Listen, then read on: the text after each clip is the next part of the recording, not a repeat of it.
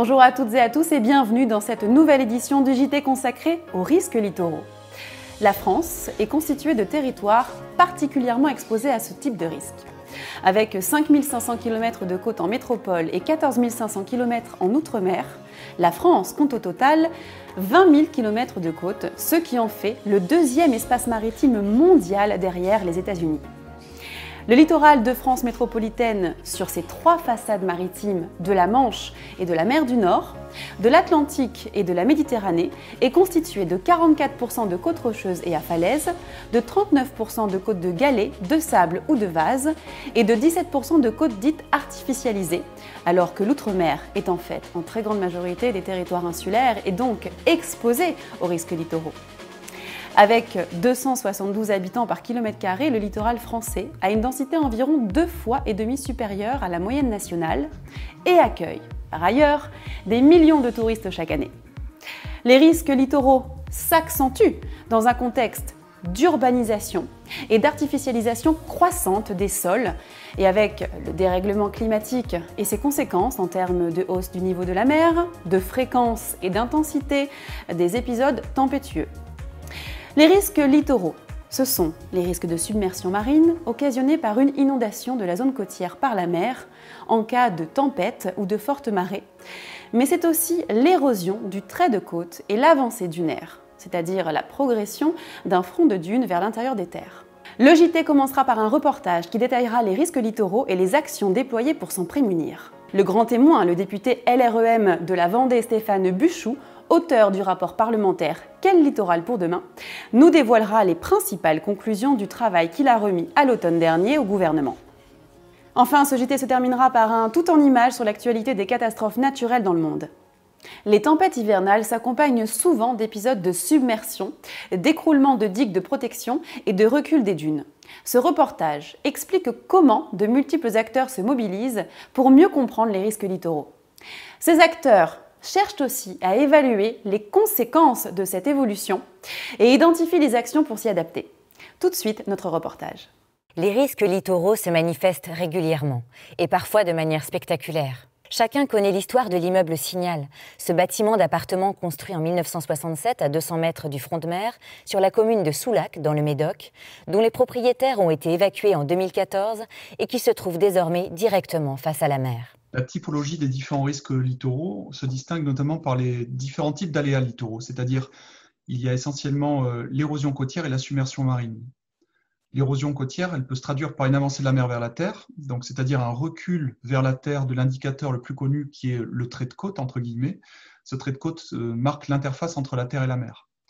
Et suivant le type de côte, cette modification, cette avancée de la mer vers la terre peut être irréversible, c'est le cas par exemple des falaises rocheuses, et sur certaines côtes sédimentaires meubles, cette érosion peut être périodique, avec des phases d'avancée ou de recul de manière saisonnière par exemple. Donc la submersion marine, quant à elle, c'est une inondation temporaire par la mer des terres émergées. Et on voit bien que cette notion d'échelle temporelle est essentielle pour caractériser ces aléas, érosion et submersion. Et on distingue donc les événements qui se produisent sur des périodes très courtes, comme au cours d'une tempête, un événement tempétueux, ou au cours d'une marée, sur des périodes plus longues, comme les saisons, ou les cycles climatiques, ou encore géologiques. C'est assez difficile aujourd'hui à quantifier, à en faire le constat. Par contre, on pense que cette situation va s'aggraver dans le futur, et à moyen terme, d'ici quelques décennies, tout simplement parce que la remontée du niveau marin va amplifier les phénomènes d'érosion et de submersion, donc dans les décennies et les siècles à venir. Aujourd'hui, la valeur médiane de la remontée du niveau marin à l'échelle du globe, et pour un scénario de changement climatique pessimiste, dit qu'à l'échelle de 2100, le niveau marin va monter de l'ordre de 84 cm. En gros, c'est compris entre 50 cm et plus d'1 mètre pour les scénarios les plus pessimistes.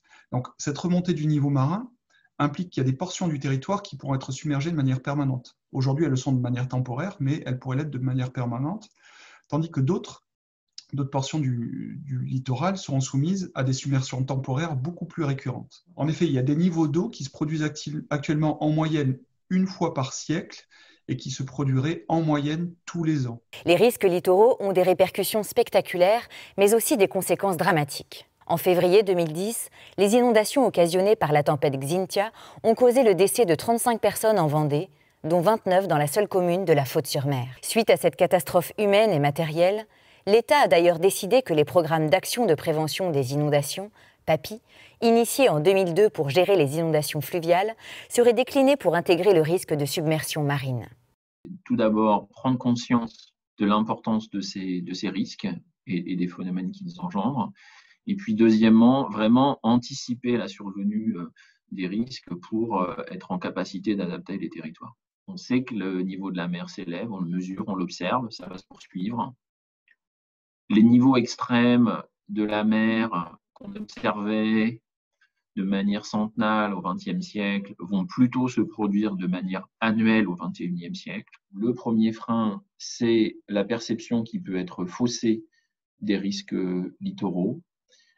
On a plusieurs exemples, mais je pourrais en prendre un qui est celui du faux sentiment de protection derrière les digues littorales. Les territoires littoraux sont confrontés à des faisceaux de risques, par exemple la submersion marine, par exemple l'intrusion de biseaux salés qui peut menacer les ressources en eau potable, les problèmes d'érosion évidemment, et seule une approche globale permettra d'identifier des actions qui seront bénéfiques pour tous les phénomènes. Troisième frein, les outils ne sont pas encore tous disponibles pour pouvoir notamment réorganiser les territoires, consolider le dispositif de financement des actions qui sont nécessaires. Puis le dernier frein, c'est un frein qui est plus complexe, qui est l'action publique dans un contexte qui est évolutif et incertain du fait du changement climatique. On a l'habitude d'avoir des approches parfois un peu linéaires, où on pose un diagnostic, on fait une stratégie, puis ensuite on déroule un plan d'action, ce qui peut parfois être un peu long. Pour le changement climatique, le fait que les hypothèses de travail puissent changer dans un temps relativement rapide par rapport au plan de l'action font qu'on doit agir différemment. Les risques littoraux évoluent sous l'effet de l'évolution des côtes, mais aussi en fonction des changements démographiques et du changement climatique. CCR intervient pour modéliser les conséquences de ces risques. Nous avons réalisé une étude en collaboration avec Météo France qui a simulé environ 400 années de climat avec des conditions actuelles et des conditions de 2050. En parallèle, nous avons étudié les tendances d'élévation du niveau de la mer et tablé sur une élévation de 20 cm à l'horizon 2050 d'après les projections du GIEC. Et le résultat de cette étude nous a permis d'estimer que le changement climatique, et notamment l'élévation du niveau de la mer, entraînerait une hausse de l'ordre de 80% des pertes moyennes annuelles liées aux submersions marines. Pour la métropole, les résultats qu'on obtient nous montrent que vraiment la partie la plus exposée du territoire français est la bande littorale atlantique qui va depuis la Loire-Atlantique jusqu'à la Gironde, en passant par la Charente-Maritime et la Vendée qui ont été touchées par Xynthia en 2010. Et il y a également d'autres points sensibles, notamment en Bretagne ou en Normandie et sur le littoral méditerranéen. Et il ne faut pas oublier les territoires d'outre-mer, notamment les Antilles, où également on a des zones qui sont particulièrement exposées aux submersions. Les risques littoraux font l'objet de plus en plus d'études et mobilisent aussi les politiques. Le député LREM Stéphane Buchou, élu pour la Vendée, un département particulièrement exposé à ces risques, a travaillé sur le sujet et a rendu son rapport intitulé « Quel littoral pour demain ?» au gouvernement à l'automne 2019.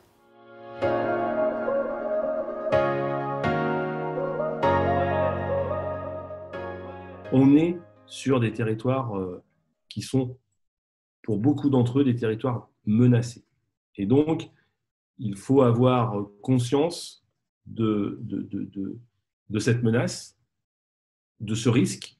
Ça ne veut pas dire qu'il ne faut plus y venir, ça ne veut pas dire qu'il ne faut plus y habiter, plus y travailler, mais ça veut dire qu'il faut qu'on ait conscience qu'on est sur des territoires qui bougent et sur lesquels la nature est plus forte que l'homme. Et puis, ce que je préconise aussi, c'est de l'expérimentation. Et c'est vrai que quand on parle de littoral de demain, on est dans une culture française où on s'est toujours protégé vis-à-vis de la mer. On a toujours été dans une sémantique un peu guerrière, puisque on a tout le temps lutté contre la mer et on se protège. Et donc, il faut absolument qu'on prenne conscience qu'on ne pourra pas lutter indéfiniment contre la mer, que, encore une fois, comme je le disais tout à l'heure, la nature est plus forte et qu'on nous demande de lutter contre l'inéluctable.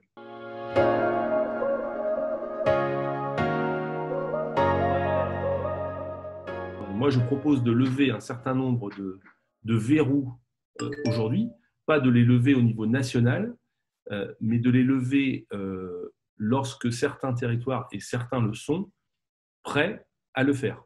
Un des outils, par exemple, et je m'en arrêterai peut-être là, c'est la mise en place de conventions littorales d'occupation, c'est-à-dire que ce sont les collectivités, par exemple, qui se rendraient par le biais d'une contractualisation propriétaire du bien qui est menacé, jusqu'à ce que ce dernier soit, je dirais, prêt à partir dans l'océan, là où les anciens propriétaires en deviendraient, eux, les locataires. Mais ça permettrait, je dirais, une transition en douceur, et ça permettrait aussi d'anticiper les choses pour éviter des situations où on voit bien c'est très mal vécu par les personnes concernées, parce qu'il y a une forme de brutalité.